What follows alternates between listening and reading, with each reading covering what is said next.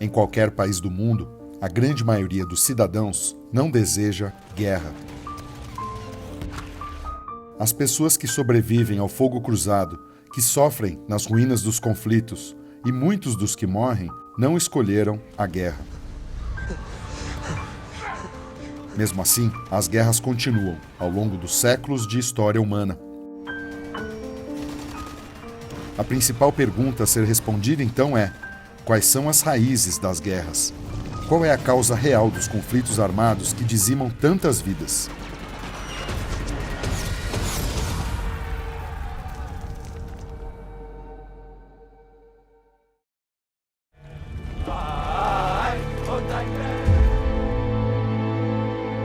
O principal motivo é que a humanidade nunca rejeitou o princípio básico por trás de toda e qualquer guerra: a falsa ideia de que é certo, prático e até mesmo necessário que os homens alcancem os seus objetivos pela iniciação do uso da força física contra outros homens. A doutrina maléfica de que a iniciação da força física é uma solução apropriada e inevitável. Os defensores desta doutrina agem da seguinte maneira contraditória. Enquanto fazem propaganda da paz, seguem em uma corrida armamentista. E ambas as atitudes partem da mesma fonte, da mesma filosofia política corrompida e falida: o estatismo. O estatismo é a expressão política de dois princípios: o altruísmo e o coletivismo. Ambos se sustentam na ideia de que a vida e o trabalho dos indivíduos pertencem ao Estado, à sociedade, ao grupo, à gangue, à raça ou à nação, e que, portanto, o Estado poderia dispor da vida dos indivíduos da maneira que desejar, sob a justificativa do bem do grupo, da tribo, do coletivo. Os pacifistas clamam que todas as armas deveriam ser banidas e que assim as guerras milagrosamente teriam um fim. Mas os mesmos pacifistas não se opõem a ditaduras e estados totalitários, dos mais diversos. Desde o estatismo das economias mistas, com o falacioso bem-estar social, ou de governos declaradamente socialistas, chegando ao fascismo e ao comunismo. A contradição é que estes ditos pacifistas se opõem ao uso da força de uma nação contra outra, mas não dos governantes contra seus próprios cidadãos. Quer dizer que se opõem ao uso da força contra adversários armados, mas não contra seus próprios cidadãos desarmados. O que está por trás da ideologia estatista ou coletivista é a premissa tribal de selvagens, que não reconhecem os direitos individuais e acreditam que o grupo ou a nação são supremos, como um poder onipotente. Creem que os cidadãos pertencem ao grupo e que, se for pelo bem do grupo, podem ser sacrificados a qualquer momento. Sem conceber qualquer princípio social, com exceção do uso da força física, estes brutos selvagens acreditam que as outras pessoas são suas presas naturais, que devem ser conquistadas, saqueadas, escravizadas ou aniquiladas. O estatismo é o sistema da violência institucionalizada e guerra civil permanente, que só dá aos homens a opção de lutar para conquistar o poder político, de roubar ou ser roubado, de matar ou ser morto.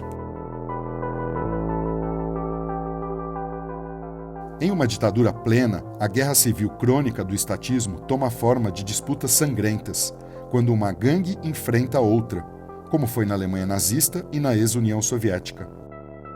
Já em países de economia mista, como no Brasil, a disputa se dá entre grupos de pressão, que por meio de lobbies, brigam por uma legislação a seu favor, a fim de extorquir vantagens de outros grupos, por meio da força do Estado. O grau do estatismo no sistema político dos países é medido pelo grau de disputa entre grupos de gangues rivais e de indivíduos, uns contra os outros. Quando os direitos individuais não existem, não há maneira de se determinar quem tem direito ao quê, e nem como determinar a justiça das reivindicações. Então, o único critério que resta é o seguinte: os desejos de um grupo estão limitados apenas ao poder de violência que ele tem sobre os outros. Outro elemento essencial nas guerras é o misticismo religioso. O uso da força física é uma consequência da crença dogmática, da fé.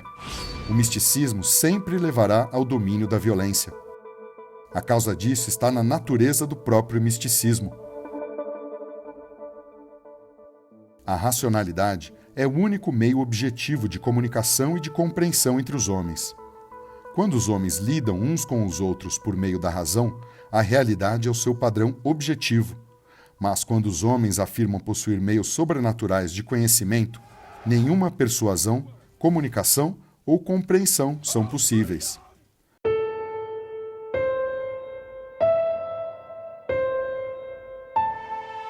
Os homens passam a lidar uns com os outros como animais irracionais. É a esse estado a que o misticismo reduz a humanidade. Em caso de desacordo, os homens não têm recurso senão a violência física. E mais, nenhum homem ou elite mística pode manter toda uma sociedade subjugada às suas afirmações arbitrárias, decretos e caprichos sem o uso da força. Quem recorre à fórmula "é assim porque eu digo, me obedeça", terá que pegar uma arma mais cedo ou mais tarde. Os comunistas, os totalitários, os fascistas, como todos os materialistas, são neomísticos. Todos os séculos dominados pelo misticismo foram as eras da tirania política e da escravidão, do governo pela força bruta, desde a barbárie primitiva da selva até os faraós do Egito, os imperadores de Roma, o feudalismo da Idade das Trevas e da Idade Média, as monarquias absolutas da Europa, as ditaduras modernas da Rússia soviética, da Alemanha nazista e de todas as suas cópias.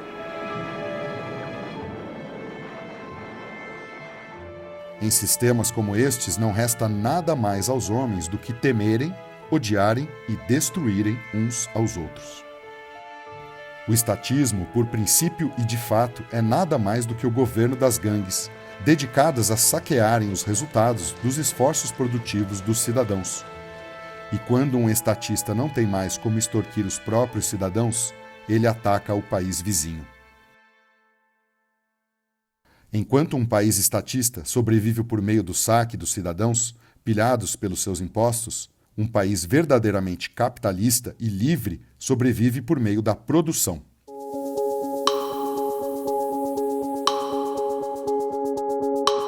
E ainda assim, o capitalismo é atacado pelos pretensos amantes da paz, enquanto que o estatismo e o socialismo são adorados e exaltados como produtores de paz.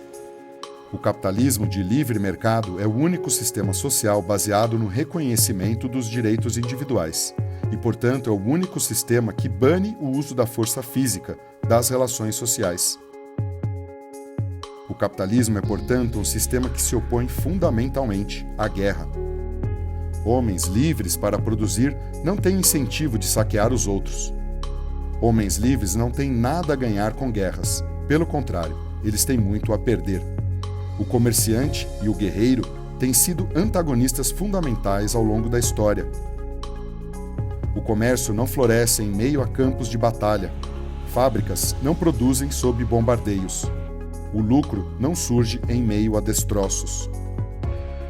Tais mitos como o de um capitalismo imperialista que lucra com a guerra, ou a noção de que o capitalismo conquista mercados por meio de vitórias militares, são exemplos de uma visão distorcida e inescrupulosa de historiadores e comentaristas estatistas. A essência da política estrangeira de uma sociedade capitalista está nas trocas livres, ou seja, na abolição das barreiras comerciais, na extinção de tarifas protetoras de mercados e na inexistência de privilégios especiais a certos grupos. O capitalismo defende a abertura das rotas comerciais para liberar as trocas e a competição entre os cidadãos do mundo todo. No século XIX, foi o livre mercado que liberou o mundo, destruindo o feudalismo e os sistemas de tirania das monarquias absolutistas. Enquanto as pessoas defenderem a noção tribal de que o indivíduo está a serviço do grupo, do coletivo, e de que alguns homens têm o direito de iniciar o uso da força física sobre outros com a justificativa da defesa do bem comum de um grupo ou uma nação, não haverá paz nas sociedades e nem entre as nações. Se os homens querem se opor às guerras, eles devem se opor ao estatismo e ao misticismo religioso.